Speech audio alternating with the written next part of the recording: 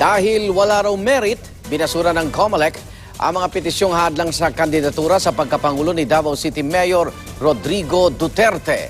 Saksi si June Veneracion. I'd like to thank the COMELEC for deciding it correctly and legally. Kung nandyan na ako, then I will maybe campaign more extensively. Game na mga kampanya sa pagkapangulo si Davao City Mayor Rodrigo Duterte.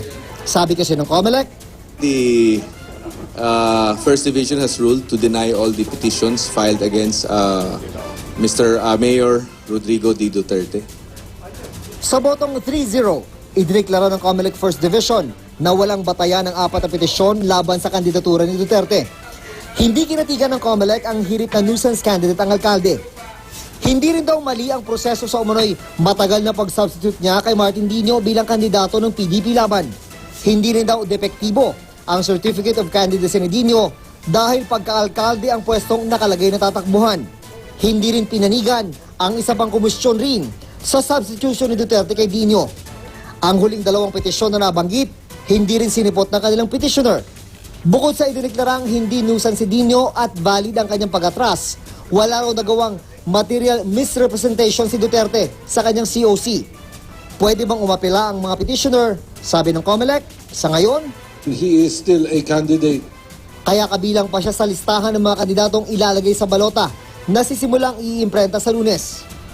We are on track to be able to start printing on February 8. Sakaling manalong Pangulo, sabi ni Duterte, na isasama niya sa Malacanang ang misis na si Elizabeth Zimmerman kahit iwalay na sila. Gayon din ang kinakasama niyang si Hanelet Avancenia kung kanino may anak siyang 11 anyos. Reaksyon ni Avancenia, Hindi, mother yun. Nauna yun eh. Mother yun nila Sara, nila ano. So, hindi niya pwede yan. sinagot din niya ang tanong kung babaero ang alkalde. Dati yun. 70 na siya ngayon. So, Kasi nahuli ako kaya buntot ng buntot yan. At ang magiging papel niya sakaling manalo si Duterte. alalay na. Nurse. Kayong personal nurse, Mayor? Of course. Yes. Ako si June Veneracion, ang inyo, saksi